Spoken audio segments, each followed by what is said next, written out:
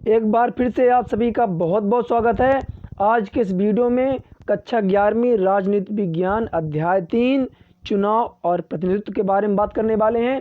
इस चैप्टर के मैं आपको नोट्स प्रोवाइड कराने वाला हूं। इसके पहले मैंने आपको पहले और दूसरे चैप्टर के नोट्स प्रोवाइड करा दी है, ठीक है। चलिए तीसरा चैप्टर देखते हैं। पहला क्वेश्चन आप कह रहा आपके सामने। इन क्वेश्चन को अगर आप तैयार कर लेते हैं तो आपकी वार्षिक परीक्षा की पूरी तैयारी हो जाएगी। सीमित मताधिकार विचारधारा के समर्थक हैं। सीमित मताधिकार विचारधारा के समर्थक हैं। 4 ऑप्शन आपके सामने हैं। बार्कर, जीएसएम, गार्नर, डॉक्टर प्लेटो। 4 ऑप्शन आपके सामने दिए हैं, आपको सही उत्तर बताना है। तो उत्तर आपका क्या हो जाएगा? जे.एस. मिल। क्या हो जाएगा आपका? जे.एस. मिल। जे.एस. मिल सही उत्तर है, ठीक है ना। इसका यहाँ पे आपका मिल था, ठीक है ना, यहाँ पे सुधार लीजिएगा आप, जे.एस. मिल है। अगला क्वेश्चन देखते हैं, सेकंड नंबर। वयस्क मताधिकार विचारधारा के समर्थक हैं। वयस्क मताधिकार विचारधारा के समर्थक हैं। 4 ऑप्शन आपके सामने दिए गए हैं, आपको सही उत्तर बताना है। तो इसका सही उत्तर हो जाएगा आपका जॉन स्टुअर्ट मिल। इन सारे क्वेश्चन को आपको बड़े नोट्स बना लेना है और इन्हें तैयार कर लेना है। तीसरा क्वेश्चन है, वयस्क मताधिकार का कोई विकल्प नहीं है, यह किसका कथन है? वयस्क मताधिकार का कोई विकल्प नहीं है, यह किसका कथन है? 4 ऑप्शन आपके सामने हैं। इन ऑप्शन में से आपको सही उत्तर बताना है। तो इसका सही उत्तर हो जाएगा ऑप्शन का लॉस्की, है ना। लॉस्की ने कहा था कि वयस्क मताधिकार कोई भी विकल्प नहीं है। किसने कहा मत देने का अधिकार उन्हीं को प्राप्त होना चाहिए जिनमें बौद्धिक योग्यता की एक सुनिश्चित मात्रा विद्यमान हो, चाहे वो स्त्री हो या पुरुष। 4 ऑप्शन आपके सामने दिए गए हैं।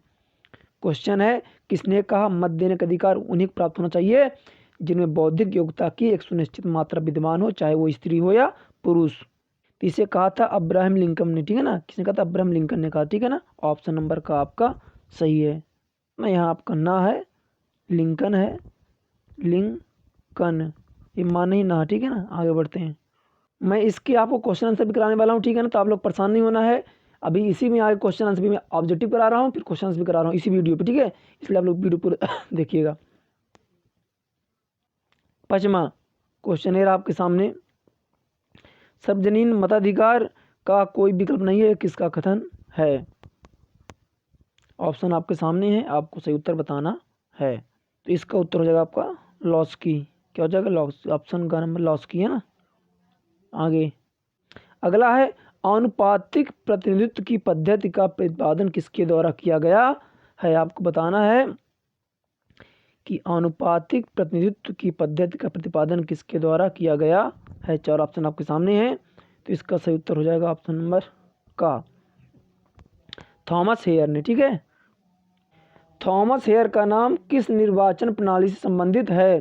थॉमस हेयर का नाम किस निर्वाचन प्रणाली से संबंधित है? आपके सामने 4 ऑप्शन है, आपको सही ऑप्शन बताना है। तो इसका आपका उत्तर हो जाएगा थॉमस हेयर का नाम थॉमस हेयर का नाम किस निर्वाचन प्रणाली से संबंधित है? तो आनुपातिक, आपका घ नंबर, ठीक। क्या हो जाएगा आपका घ नंबर? आनुपातिक प्रतिनिधित्व प्रणाली से संबंधित है। भारत में प्रत्यक्ष निर्वाचन पद्धति को सबसे पहले कब लागू किया गया? इंपॉर्टेंट क्वेश्चन है कि भारत में प्रत्यक्ष निर्वाचन पद्धति को सबसे पहले कब लागू किया गया? सन 1909, 1919, 1935, 1950। तो इसका सही उत्तर हो जाएगा सन 1935। का हो जाएगा आपका 1935, आपका सही उत्तर है। नागरिकों द्वारा अपने प्रतिनिधि को चुनने की प्रक्रिया कहलाती है। नागरिकों द्वारा अपने प्रतिनिधि चुनने की प्रक्रिया कहलाती है। तो क्या कहलाती है? तो निर्वाचन। क्या कहलाती है? निर्वाचन। ऑप्शन ए सही है का नंबर, ठीक है। आगे बढ़ते हैं। लोकसभा में निर्वाचन में किस प्रणाली को अपनाया जाता है?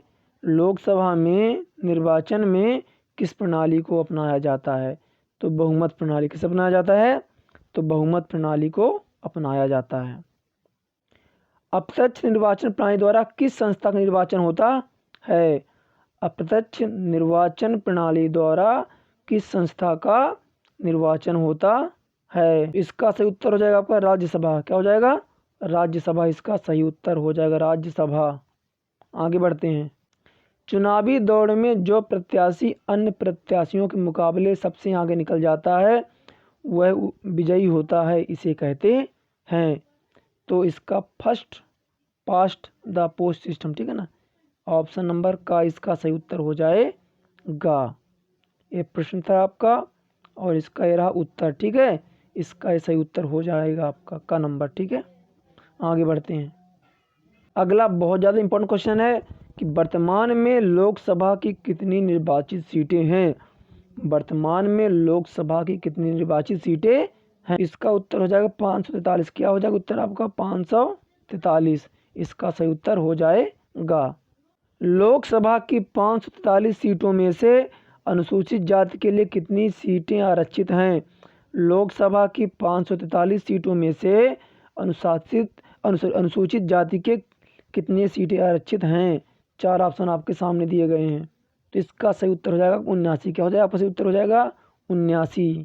आगे बढ़ते हैं। कौन से निर्वाचन क्षेत्र आरक्षित होंगे, यह कौन तय करता है। कौन से निर्वाचन क्षेत्र आरक्षित होंगे, यह कौन तय करता है। 4 ऑप्शन आपके सामने दिए गए हैं।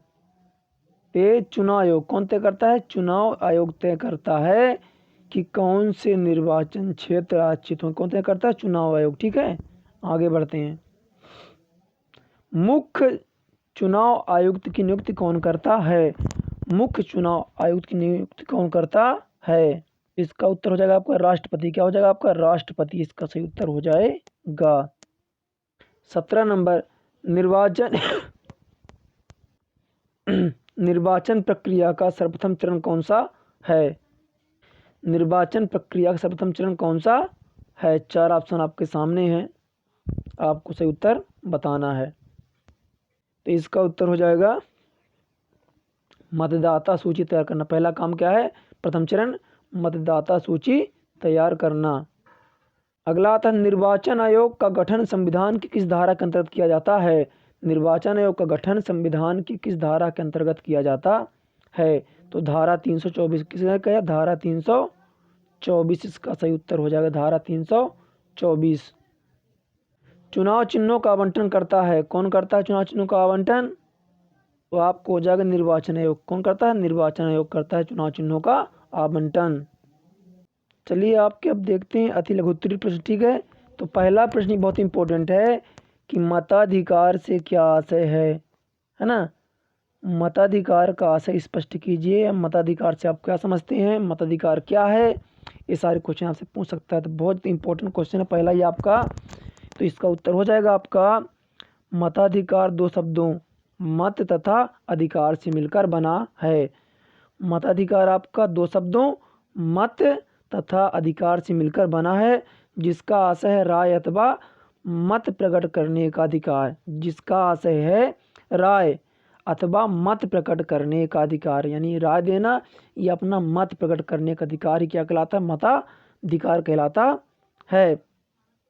देश के नागरिकों को शासन संचालन हेतु अपने प्रत्याशियों को चुनने का जो अधिकार प्राप्त होता है उसे हम क्या कहते हैं, मताधिकार कहते हैं, ठीक है। देश के नागरिकों को शासन संचालन है, जैसे देखिए हम लोग क्या करते हैं, चुनाव में अपना मत देते हैं और प्रत्याशी चुनते हैं, तो वही हमारे देश को चलाते हैं।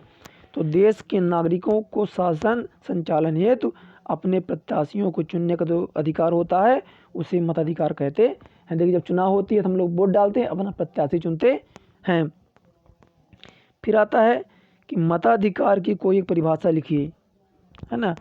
तो चलिए गार्नर के अनुसार किसके लेते हैं। गार्नर ने कहा मताधिकार वह अधिकार है जिसे राज्य देश के हित साधक योग्य व्यक्तियों को प्रदान करता है, ठीक है। फिर आता है आपका मताधिकार कितने प्रकार का होता है। तो 2 प्रकार का, याद रखिएगा। मताधिकार 2 प्रकार का होता है, सीमित मताधिकार और वयस्क मताधिकार। देखिए क्वेश्चन आपका बहुत ज़्यादा इंपॉर्टेंट है कि सार्वभौमिक वयस्क मताधिकार किसे कहते हैं, या सार्वभौमिक मताधिकार से आप क्या समझते हैं। सार्वभौमिक वयस्क मताधिकार से आप क्या समझते हैं, इंपॉर्टेंट है। तो जब एक निश्चित आयु के नागरिकों को बिना किसी भेदभाव के मतदान का अधिकार दिया जाता है तब उसे सार्वभौमिक वयस्क मताधिकार कहते हैं। यानी जब एक निश्चित आयु के व्यक्ति को, है ना, व्यक्ति कहें नागरिकों को बिना किसी भेदभाव, चाहे वो जाति हो, चाहे लिंग हो या फिर रंग हो, बिना किसी भेदभाव के मतदान देने का अधिकार होता है, उसे हम कहते हैं सार्वभौमिक मताधिकार। फिर आता है मताधिकार में प्रयोग की जाने वाली 3 सावधानियों को उल्लेख कीजिए। मताधिकार में प्रयोग की जाने वाली 3 सावधानियां। तो पहला है मतदाता को योग्य व्यक्ति को ही अपना मत देना चाहिए, यानी जो मतदाता है उसे योग्य व्यक्ति को मत देना चाहिए। दूसरा, मतदाता का प्रयोग निष्पक्ष होकर करना चाहिए। मताधिकार का प्रयोग निष्पक्ष होकर, यानी जाति में नहीं करना चाहिए, रिश्तेदार पे नहीं करना चाहिए, निष्पक्ष होकर बिना किसी भेदभाव के मताधिकार का प्रयोग करना चाहिए। जो योग्य उसी को मत देना चाहिए। मताधिकार का प्रयोग सभी विचारों को सुनकर अपने विवेक के आधार पर करना चाहिए। फिर एक बात में आपसे पूछ सकता है कि आनुपातिक प्रतिनिधित्व प्रणाली के प्रतिपादक कौन थे? तो 19वीं सदी के अंग्रेज विद्वान थॉमस हेयर थे। कौन थे? Thomas Hare. फिर आपको आ जाता है कि आनुपातिक प्रतिनिधित्व प्रणाली के 3 गुण लिखिए। आपको आनुपातिक प्रतिनिधित्व प्रणाली के 3 गुण बताना है। तो पहला गुण हो जाएगा कि इस प्रणाली में मतों की बर्बादी नहीं होती है। पहला गुण क्या होगा? इस प्रणाली में मतों की बर्बादी नहीं होती। दूसरा, इसमें अल्पसंख्यकों को उचित प्रतिनिधित्व प्राप्त होता है। दूसरा क्या हो गया? अल्पसंख्यकों को उचित प्रतिनिधित्व प्राप्त होता है। तीसरा, इसमें सभी वर्गों को उचित प्रतिनिधित्व मिलता है। फिर दोष क्या है? क्वेश्चन पर 3 दोष पूछ लेगा। तो जटिल प्रणाली पहला क्या है? जटिल प्रणाली। दूसरा है दलीय एकता नष्ट होती है। तीसरा है नेताओं के प्रभाव में वृद्धि होती है। फिर अगला क्वेश्चन आ जाता है, इनको आप अच्छे तैयार कर लीजिएगा।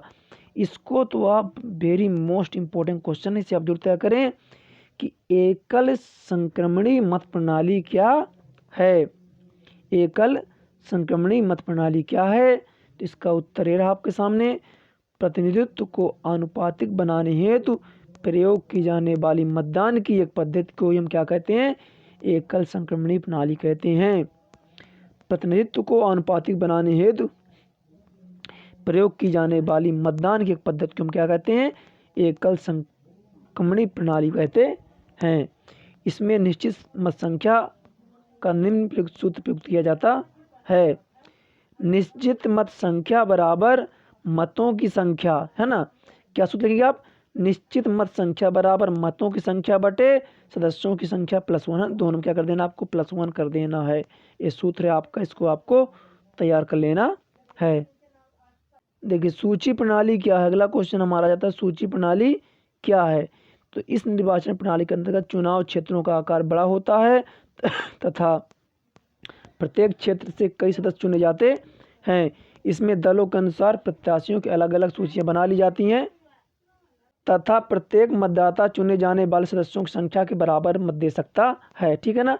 अभी आप लोग इतने क्वेश्चन तैयार कीजिए, अगले क्वेश्चन मैं आपको इसके नेक्स्ट पार्ट में दे दूंगा। ठीक है।